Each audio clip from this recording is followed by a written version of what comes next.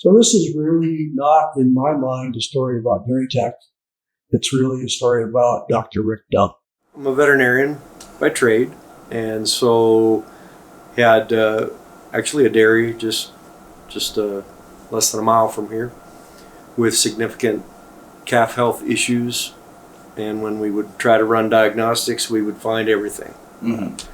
Calves have crypto, the calves have viruses, they've got bacterial infections, a variety of things. And so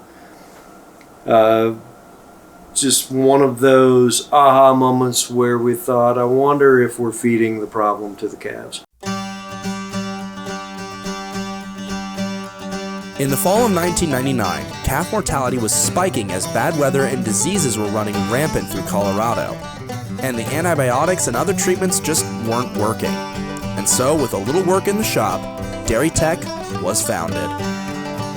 It was let's call it a two-car garage, and be generous. Dirt floor, an old man, Rick's dad, working on the machines, Rick designing them, working on the machines, they're in there doing their stuff. This is a guy with a full practice, veterinary practice, raising a family. Got an idea, building it, one at a time in this garage. There was no process. It changed all the time. It wasn't new technology, it was pasteurization. But still, it was a new application. And having been raised in Minnesota, with a lot of friends in the dairy, I knew that even really good people looked at calves not as the next generation. The survivors, yes, but the death rate was nasty. And so it wasn't about that. It was about, was it worth the effort to give them the kind of start that they needed to survive? And could they, in fact, really change the life of the calf so that it could survive and be a healthy, practice critter? It should have been obvious to our industry. We heat the milk we drink. Why weren't we heating the milk that we were feeding our calves and killing those pathogens that were in there? It should have been obvious, and that's a lot of what we do, right? Right out of the gate, we started doing milk pasteurization research with the University of Minnesota with Sander God.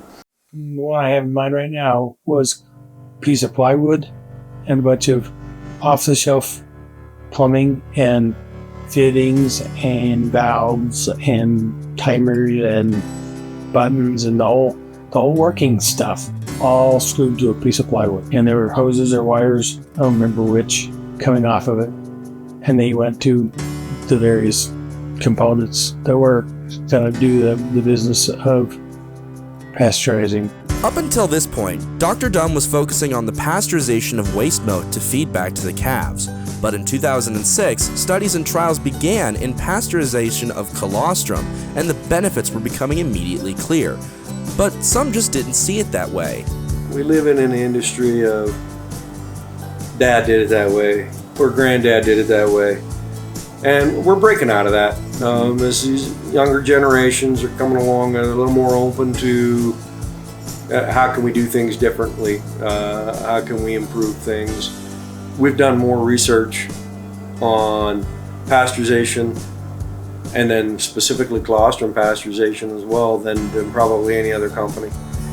Dairy Tech became the only company in the world to have proven results in colostrum pasteurization for cattle. But Dr. Dumm found other issues in how the cows were getting the colostrum while observing how calves were being fed.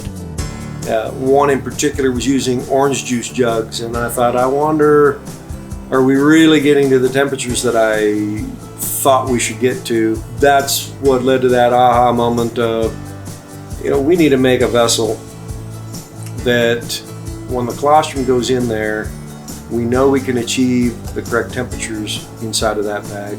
This simple concept of an empty bag with an aluminum liner that could pass the heat through, it answered all of those problems. It got the proper quantity, the proper volume into the calf.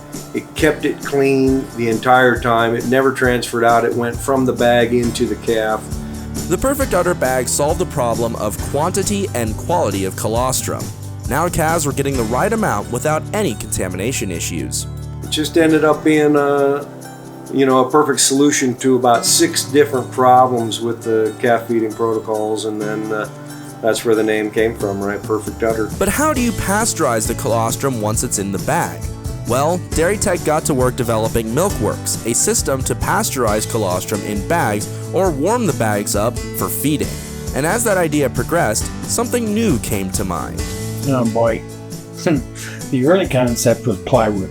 It wasn't the first time Rick had ventured into plywood, but he did a very good job too. Plywood box that had a specific number of gallons in it that we were going to be calculating number of gallons, heat rise, heat input. I'm not going to name them all here, but there are a lot of things that went into it. Matilda would streamline the process and costs of developing the pasteurizer and warmer system, which worked great for smaller dairies, but bigger operations still needed the batch colostrum pasteurizers. Ada would be built to continue to upgrade the combi pasteurizer units with newer and more accessible touchscreen technology, allowing Dairy Tech to offer a lineup of machines scalable to any farm size.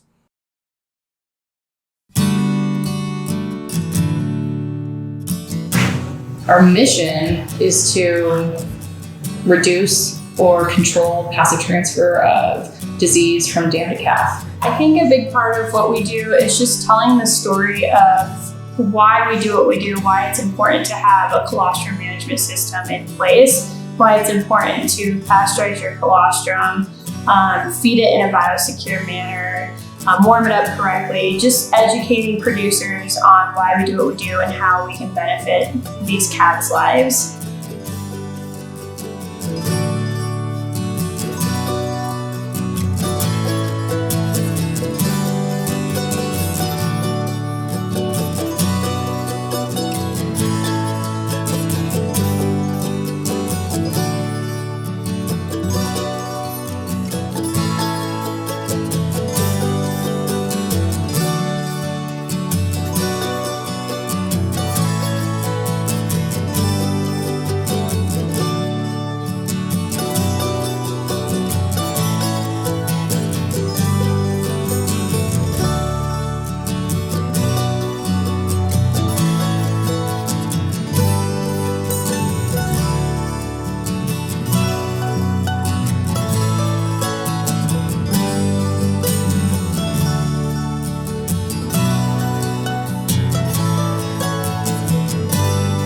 It's pretty astonishing, and we've learned more in the last 10 or 15 years about calf health, about colostrum specifically, than we've ever paid any attention to, and it's really cool to be part of that.